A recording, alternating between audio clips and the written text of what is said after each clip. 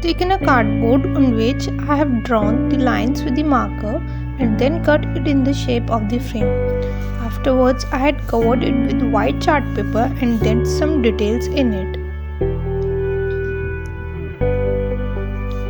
I had given the borders on both the side of the frame with the golden sparkling shield and 2021 with the black sparkling shield. To give some extra frack to my frame, I had added some cuttings of my leftover black sparkling sheets.